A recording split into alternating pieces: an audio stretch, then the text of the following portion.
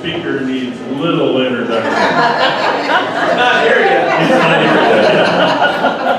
yet. He's the longest tenured police officer, as well as city employee. He's been here, this is just about your actual anniversary date, isn't it? Yeah, 36 years. He started when he was 5, right? He's here to talk tonight about the history of policing in Seaside. At least I hope that's what he's supposed to do. No, you told me that. So I'm sure we're all taking years. looking forward to hearing Bruce Holt. Oh, man.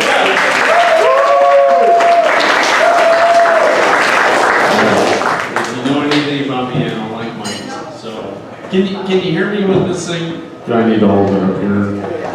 Hold it nice and close. Nice and close. All right. What'd you say, Ken? I could be like this. I could be like this. I could be like this. I could be any way I want to be. All right. Well, let me know, Steve, when that thing's rolling, because I don't want anything. Oh, shoot. Can we stop and restart it? All right. Well, welcome. Thank you, Steve, and many others. I'm going to get some names out here.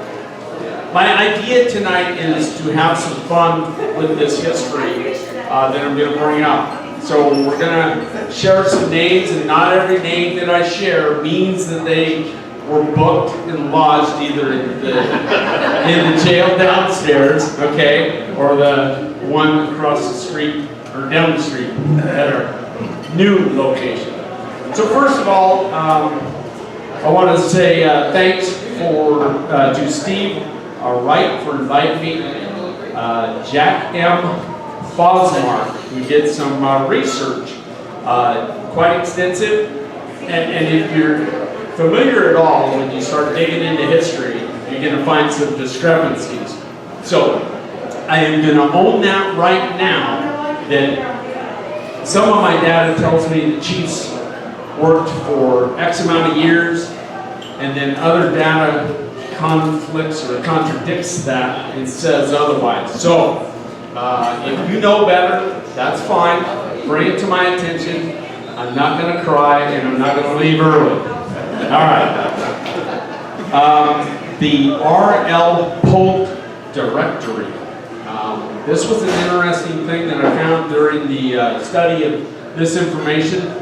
So, how that was established, and every year apparently you had to make an entry as to what you did, where you lived, who you were married to, or all those kinds of things. Very interesting stuff. I'm going to share some of that as we go through the evening. The Astoria budget, which is now the Astorian, or the, yeah, it's got a new name now too. Anyway, and then later the Seaside Signal. Leah Griffith is here tonight, and she is the granddaughter of one of the police chiefs that we're going to talk about, Harrison Cameron, a little later. So she's brought some of his duty holster, his badge, his hat,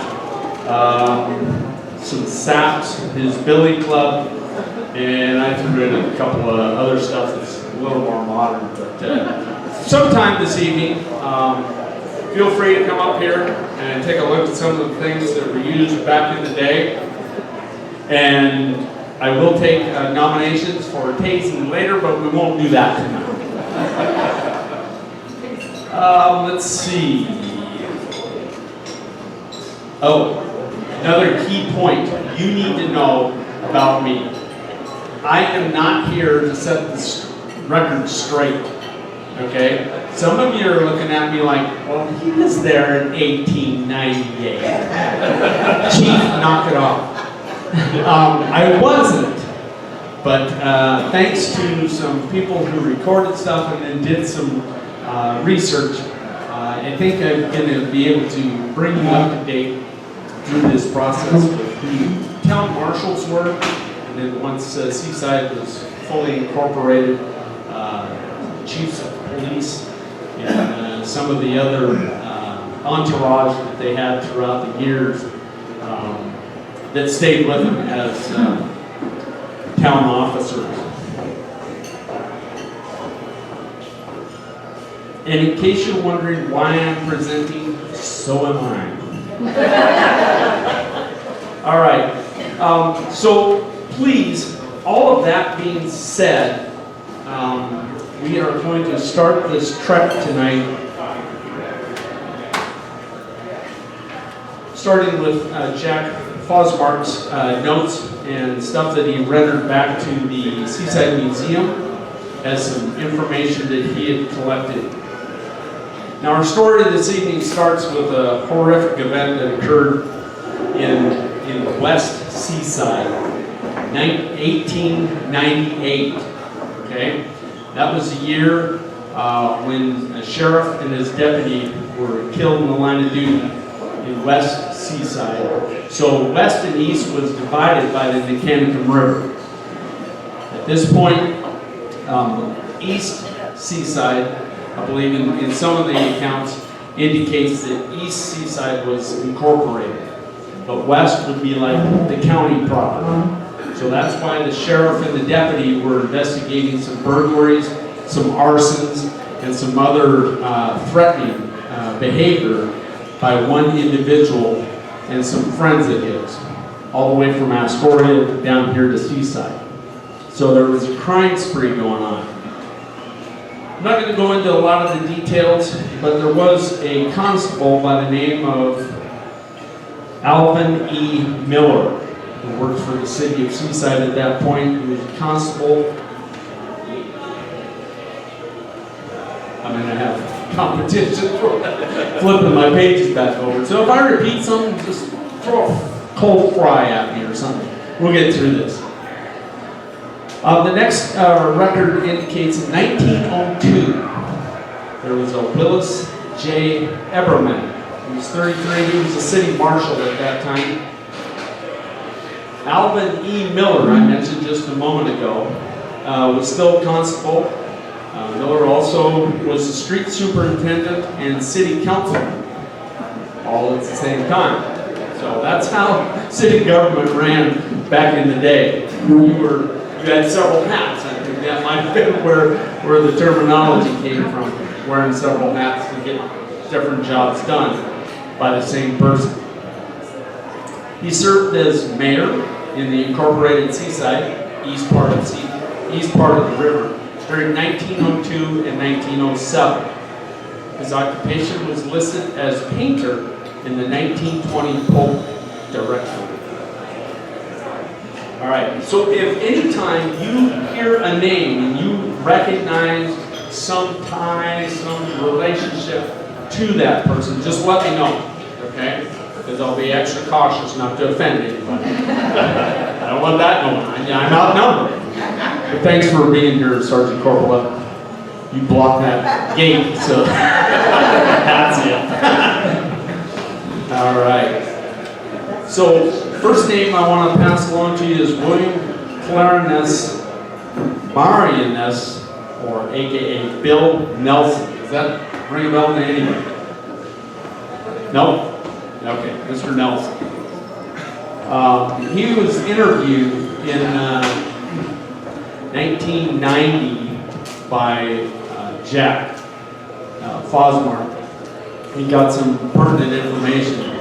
Nelson gave him information that he named off most of the bootleggers that were going on in the county and were active during Prohibition, which was 1916 to 1927. However, Mr. Nelson wanted to protect Alvin Miller. Remember, Alvin Miller was still serving as a constable in the city of Seaside. So Mr. Nelson reports that, well, he made a little brew, but, you know, not very much. not much. Well,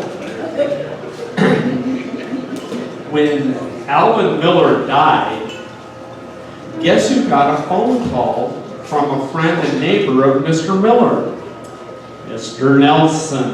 Mr. Nelson was called to go to the home of Mr. Miller before the caretaker got there and found all the alcohol under and behind the bed.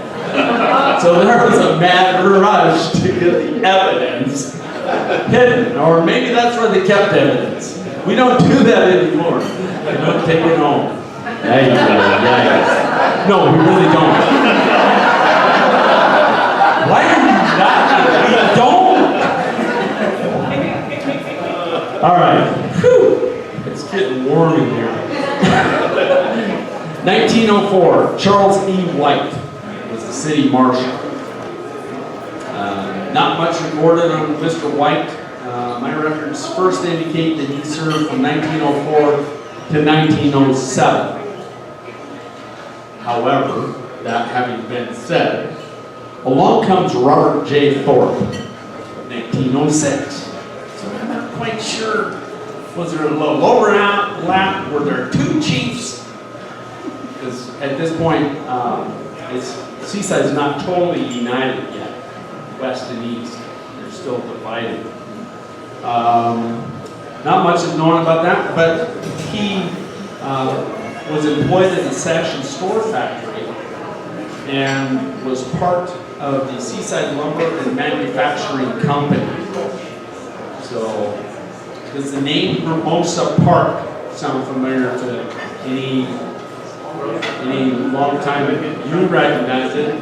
Leah recognizes that park. What was interesting about it is that's the area now right around Avenue G. Okay, in Holland. That was if that's, I don't know how much you remember. Okay. I remember it because I was there. Oh. We'll be checking Leah for later. That's enough out of the Canadian. Vanna. Nice job with the monkey. Oh, thank you. In 1915, Mr. Thorpe was sole proprietor of the Billiards and Cigar Parlor in 410 Broadway.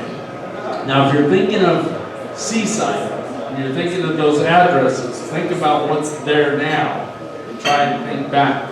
I've got a book right here, Seaside, 1920 to 1950. It's fun to look through, and especially downtown, some of the popcorn stands, hot dog stands, those kinds of things to give you that flashback.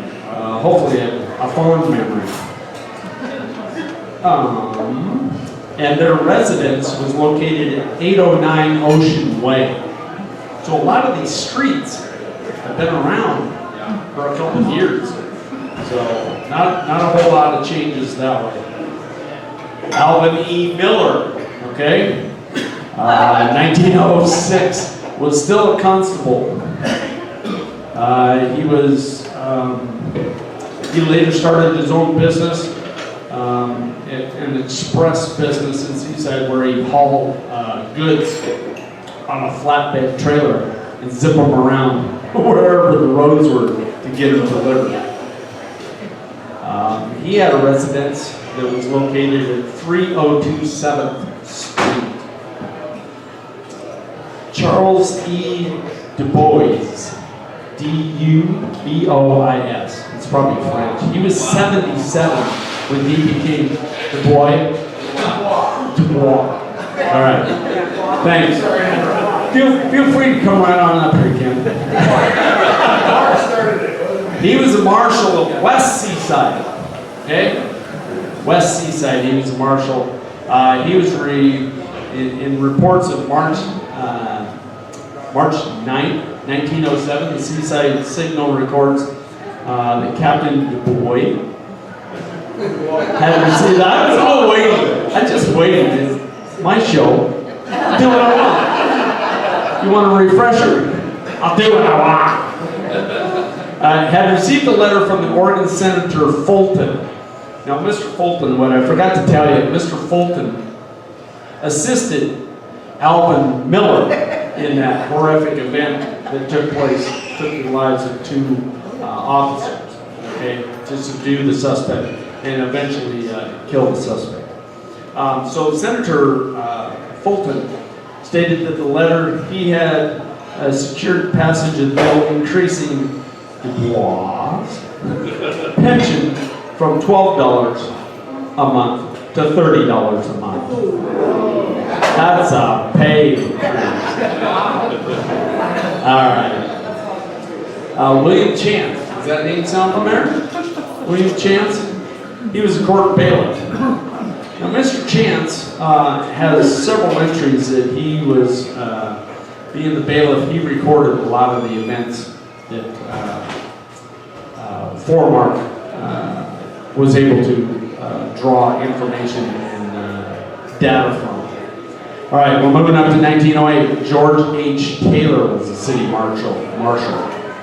At the same time, Fred D. Lindsley was marshal of West Seaside. Anybody? Nobody? How about Elizabeth Coleman? Later married Broiler. Okay. We're gonna move right along. All right, 1910. John M. Utzinger. Does that name sound familiar? The last name, at least, from up north. Well, there was an Utzinger that was prevalent down here. As a matter of fact, John was the director of the famous girls' marching band. Yeah. All right, you dirty-minded people. Wow. Yeah, back in the day, Albert was a son, and at that point, John Leasy was the marshal of West Seaside. So here we are up to 1910 finally, and still Seaside is divided to east and west. All right, 1913 we have a Joseph E. Dillian, was marshal in the newly unified east and west city of Seaside. So 1913 is when that took place. So if you're wondering when Seaside actually became incorporated, that would have been the east portion, was 1899. All right. A couple facts about Joseph Dillian. Was one of the founding fathers of the Seaside Evergreen Masonic Lodge 137. He and 9 buddies got together and helped organize that lodge. J.H. Johansson store was located on the southwest corner of Broadway and South Holiday Drive. What's there now? Southwest, that'd be Torah Sushi, Gilbert, yep. This, I found this very fascinating. So if I'm bored and you put me to sleep, pay your tab, get out. Because the rest of us are going to stay until I'm done. All right, that's about enough on Mr. Dillian. We're jumping ahead now to 1915. George E. Schaefer was the city marshal. And what I ran across that was interesting throughout this was that there were game wardens also assigned to do game wardenish stuff. You know, counting fish. I don't even think they had ladders back in those days for fish. Never mind. While serving as deputy night marshal in 1915, Matheson arrested B.J. Callahan. Oh, Callahan? Get some distant relatives.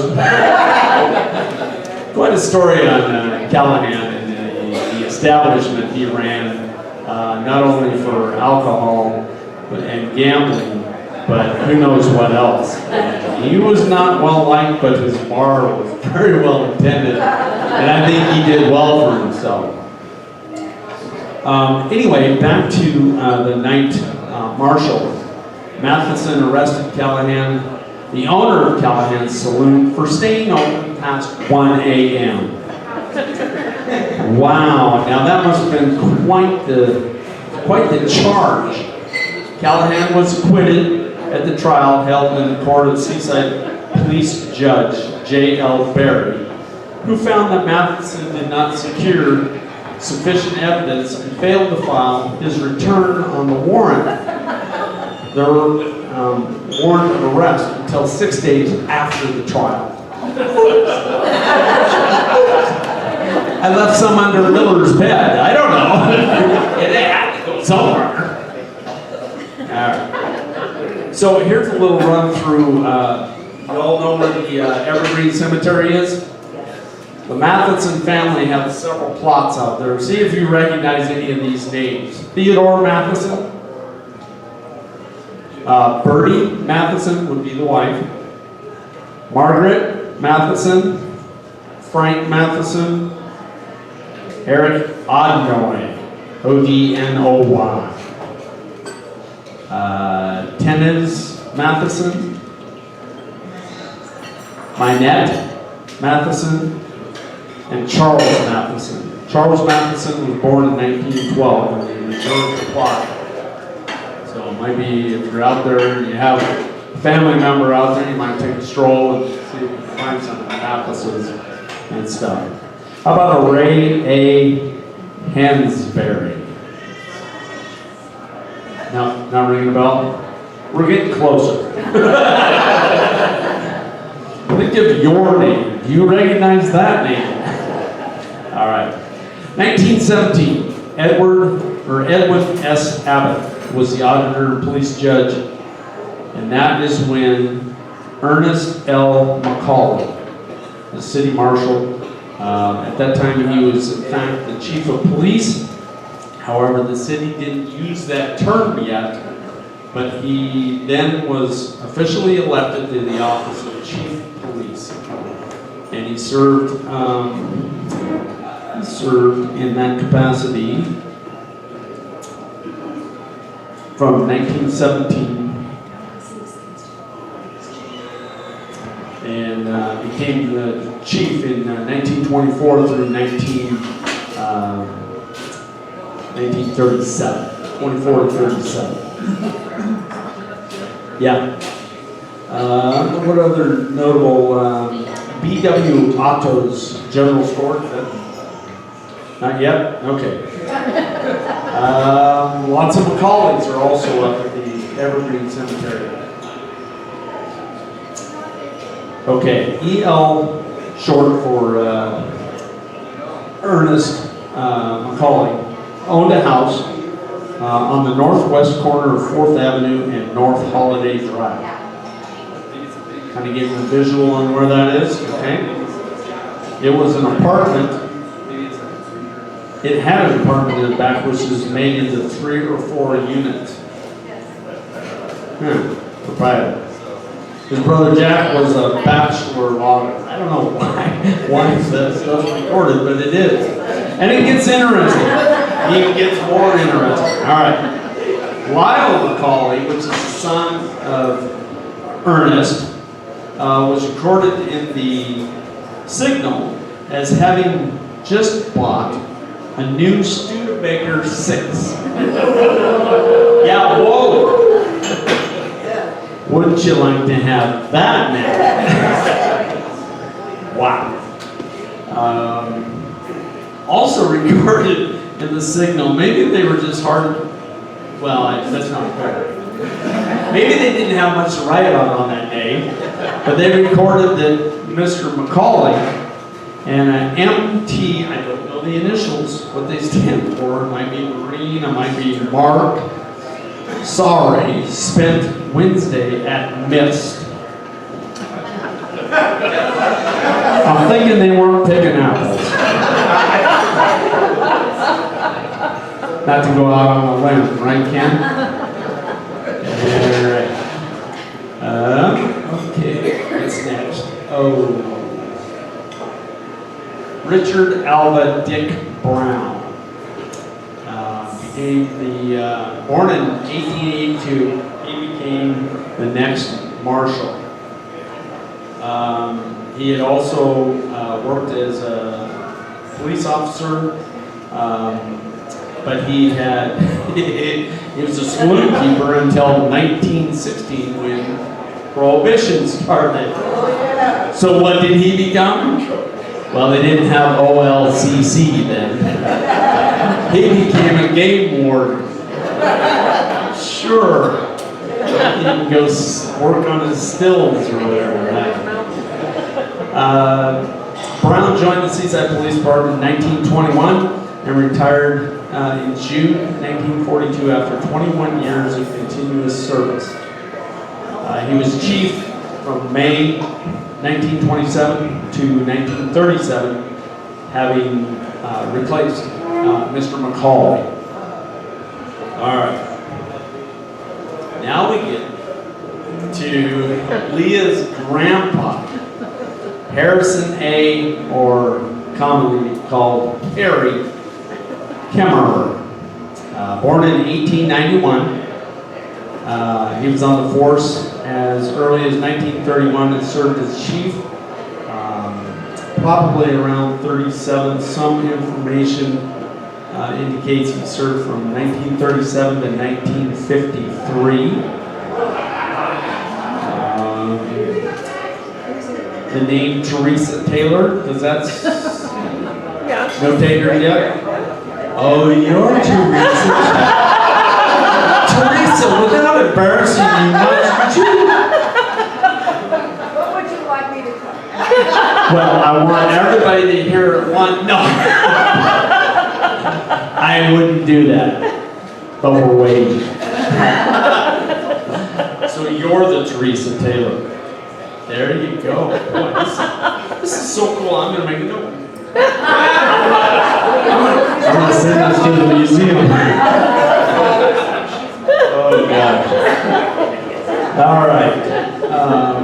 So please, in light of his service, his police hat, some of his certificates, some pictures of him with a whole bunch of Asian ladies, and some other saps, a little nightstick. Might have seen movies. Charlie Chaplin? No, maybe not. And some saps are there as well. So take time to take a look at those. Okay. Just want to make sure I'm not skipping over. Oh, I did skip over something. Let me back up just a moment. If I can take you back just to 1906 and 1907. Remember when I mentioned Mr. Callahan? Here's a couple short blurbs about Mr. Callahan and his tirade. They had another battle at Callahan's saloon last night. We were told in which Harry Kretner and a man named Robinson were participants. Nobody was seriously injured. That's the end of that story. That's June 1906. Then a councilman reports, or no, excuse me, it wasn't a councilman, it was the owner of the Signal, stated 5 saloons are too many for a town of this size. Hang on, it gets better. And the council would please the people and benefit the town by cutting 1 or 2 of them out. One of them, Callahan's place, ought to be closed up. 1906. So the editor of the Signal and Mr. Callahan obviously had strong opinions about each other.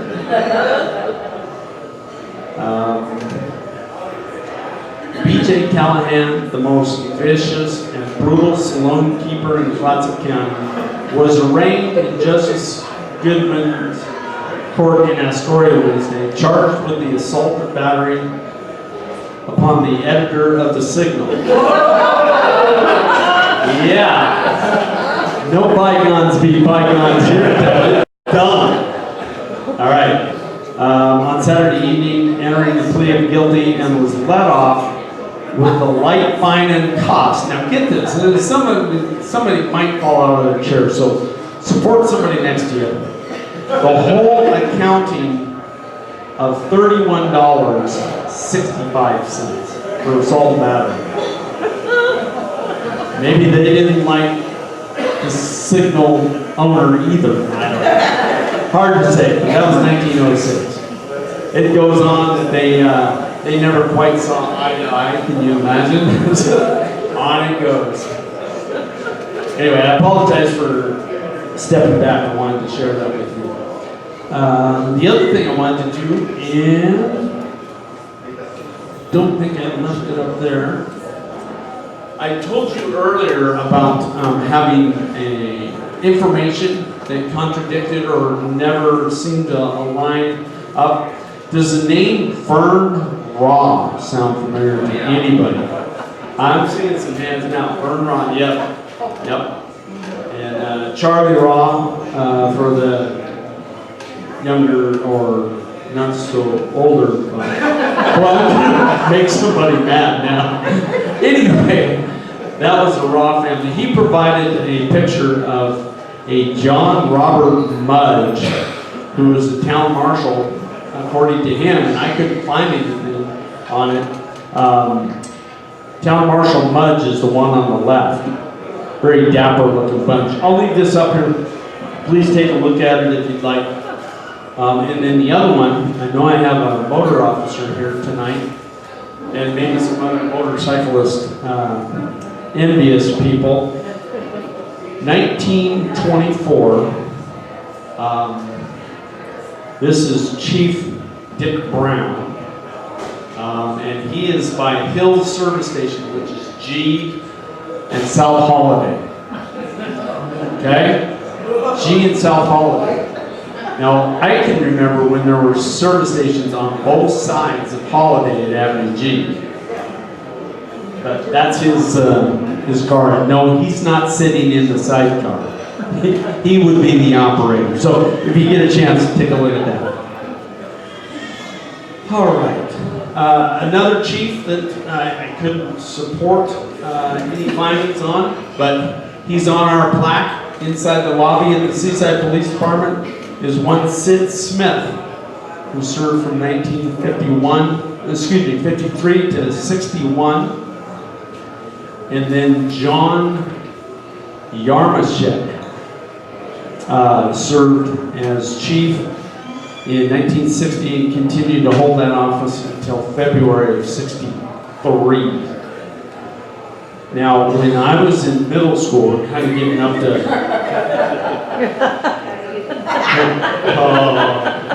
now some people are starting to wake up. All right.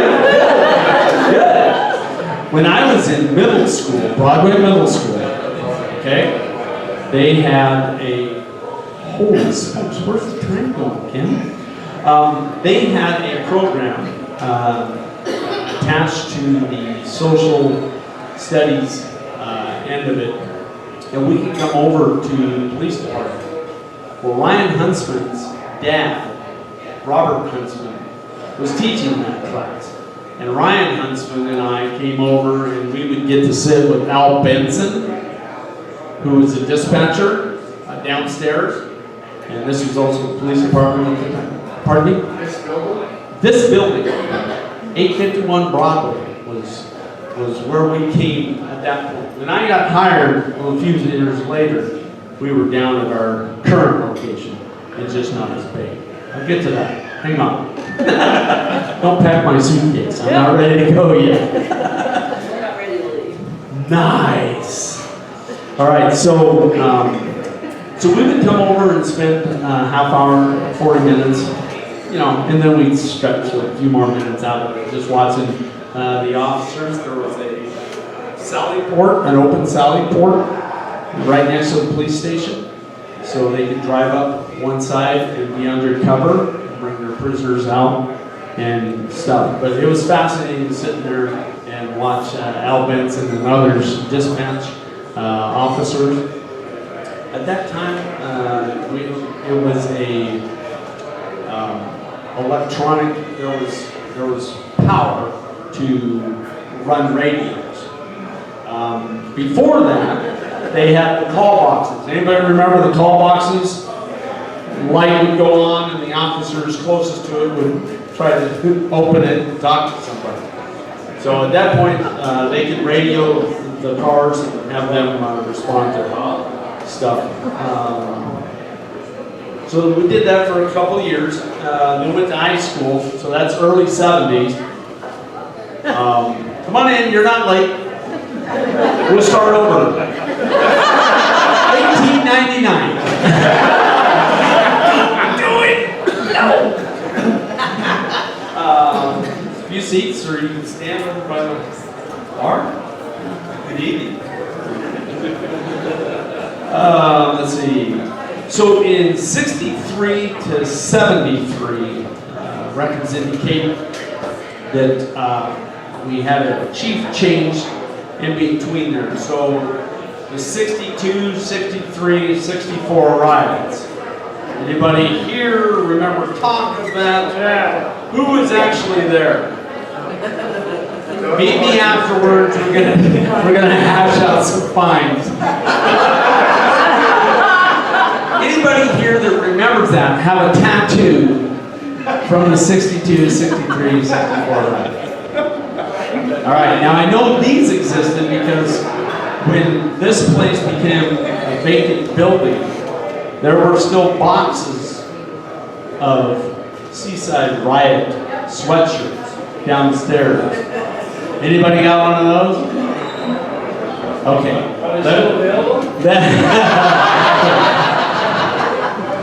You, Doug, of all people, Rotarian. Wait till I wanted one. Doug started the riot. No, but I think he was involved. I don't want to give him too much credit. We'd have to change all the history books and then send everybody back to school. That'd just be terrible. So the 62, 63, and 64 riots occurred here in Seaside. The youth at the time, there was a study done by the Juvenile Delinquent Youth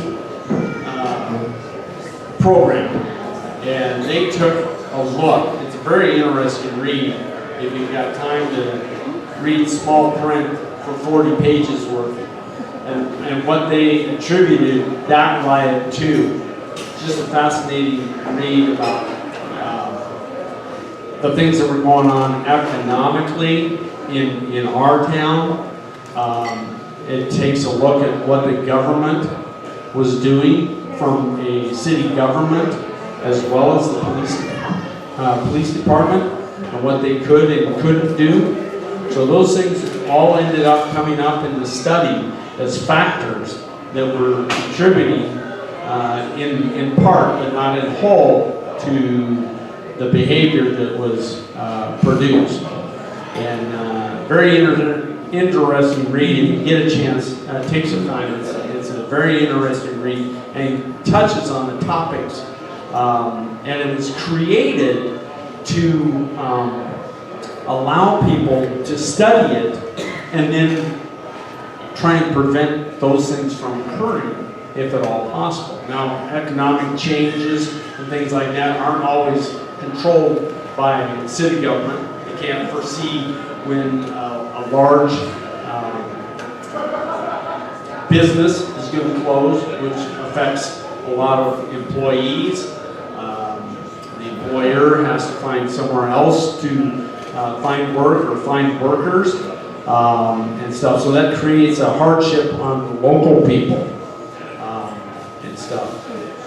But there are two interesting, aside from that remark, there's an interview done, compiled by David Craig with the Portland Orbit, who interviews a bystander that was actually there during the riots.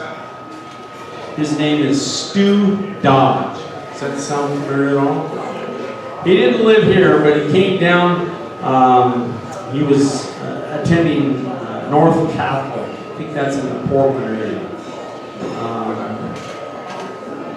And he makes reference in this article that now it's a restaurant, an Arby's restaurant on Lombard Street. Just fascinating how time has changed those things. He comes down. His rendition, Stu's rendition, is that the problem started with a bunch of Seaside lifeguards. Now, don't get me going. Then it was lifeguards that kind of interrupted a party that Stu and a few of his friends, and as Stu recalls,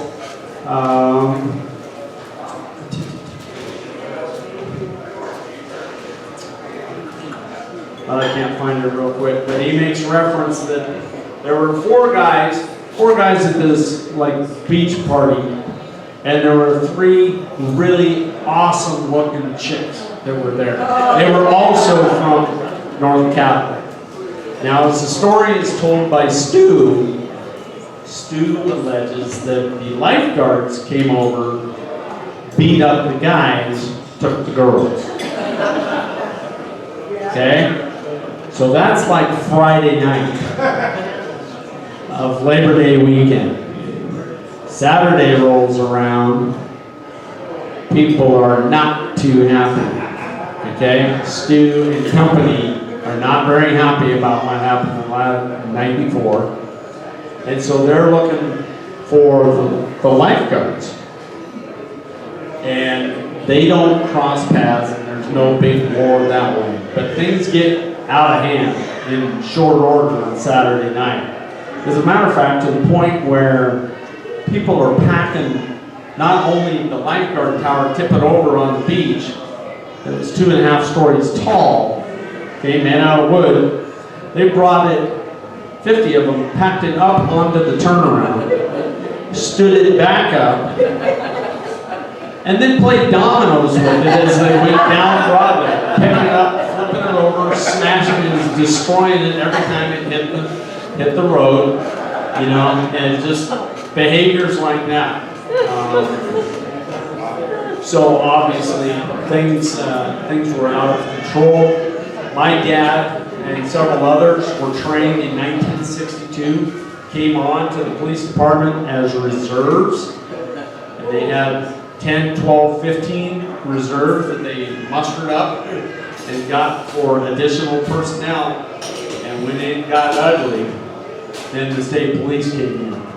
Well, the state police had some interesting tools.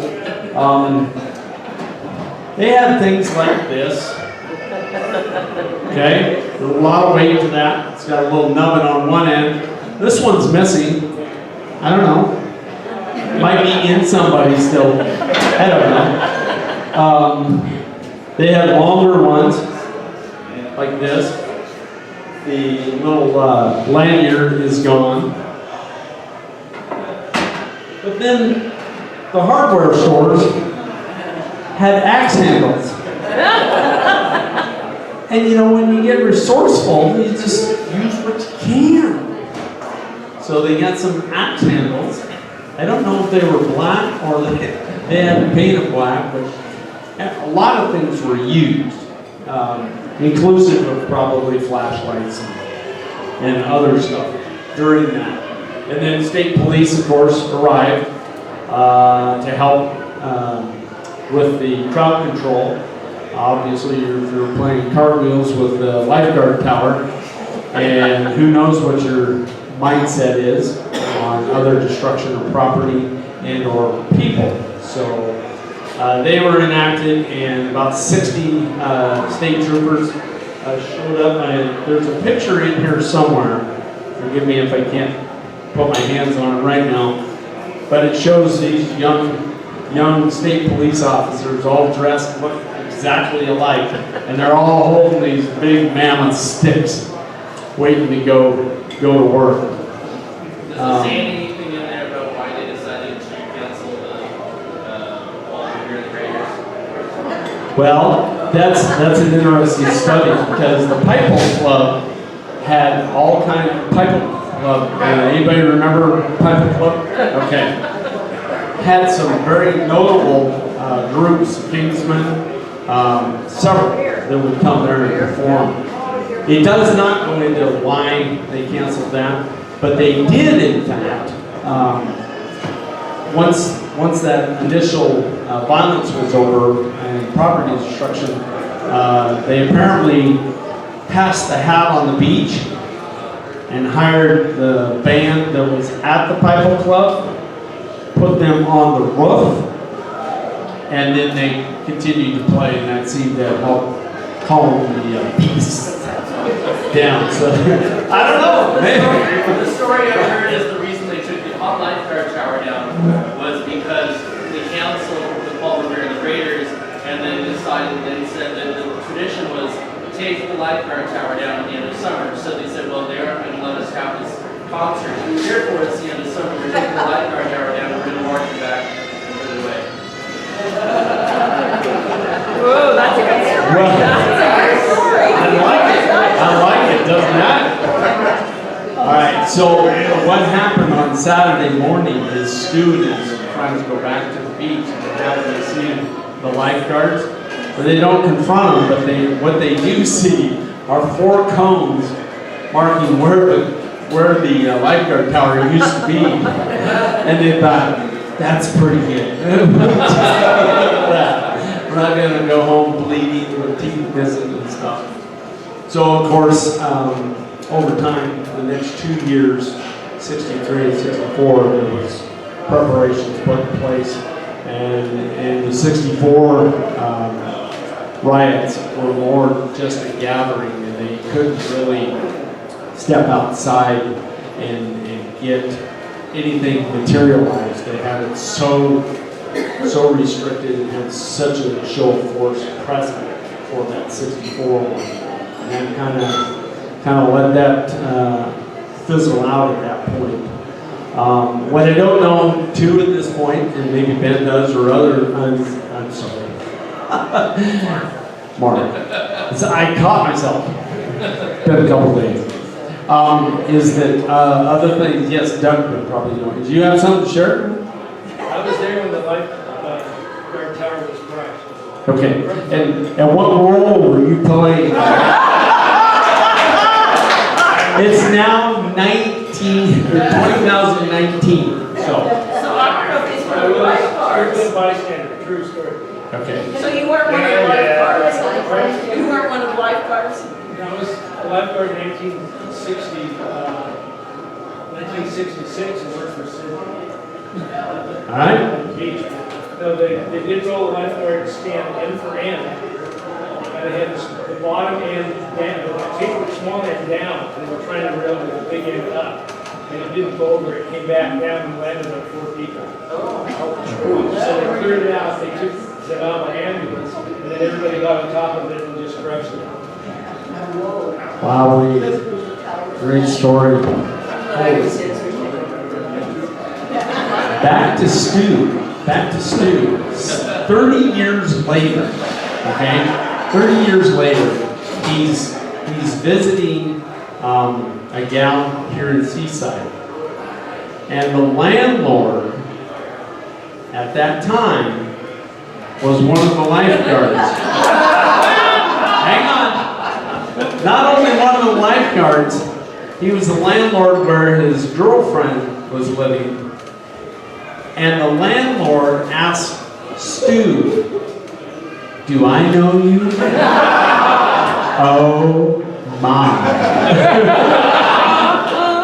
According to Stu, he was asked 4 times during that summer, "Do I know you?"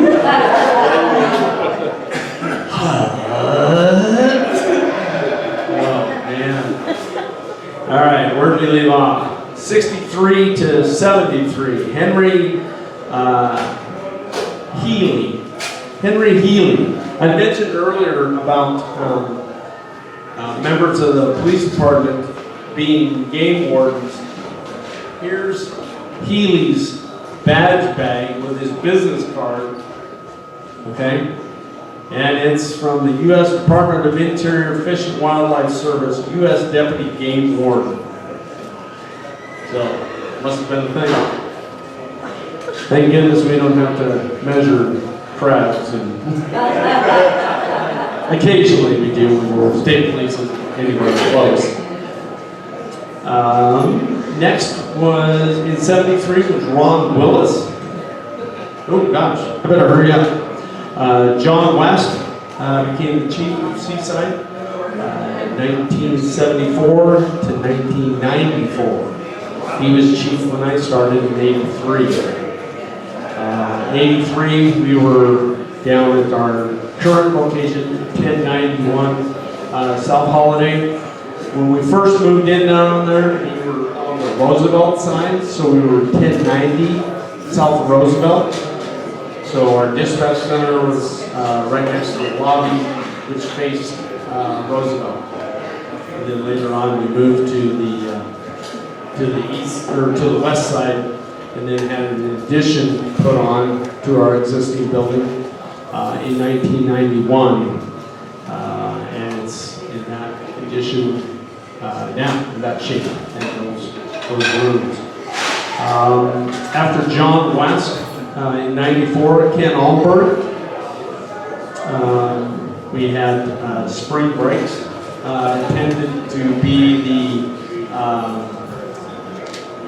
Labor Days of modern era.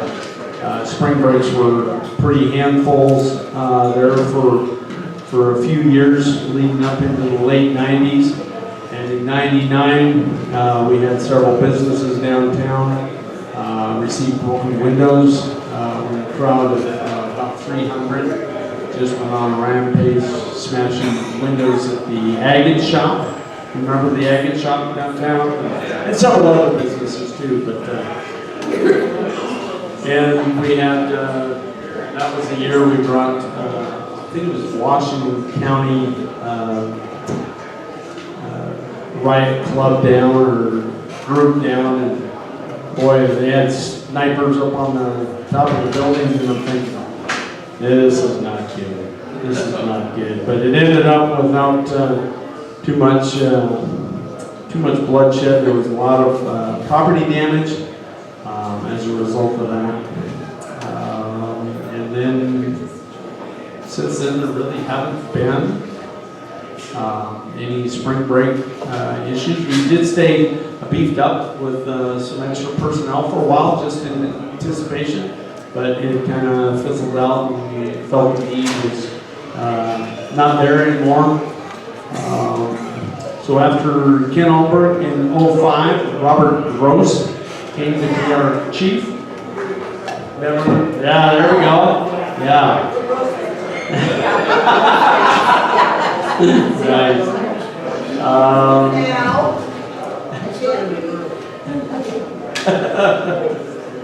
What year was it we had Robert Rivera that was like reporting from behind the Times Theater next to the dumpster?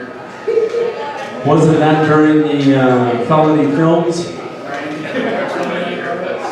That was kind of the big thing, and thanks for bringing that up. It reminded me that felony films had been here a week before spring break, and they were doing short little, they had actors that were acting out certain stuff. I don't know when they were ever going to use those little clips for, but during that process, at the time, the video cameras had those lights that would come on.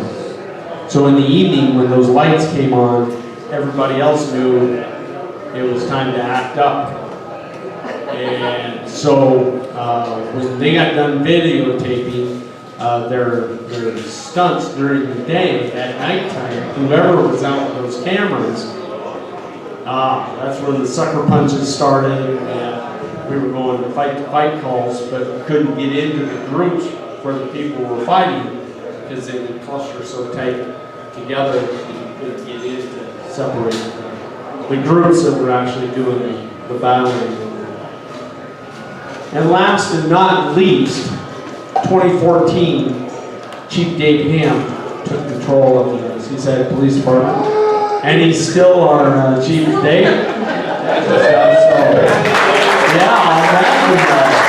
No, that position is required. So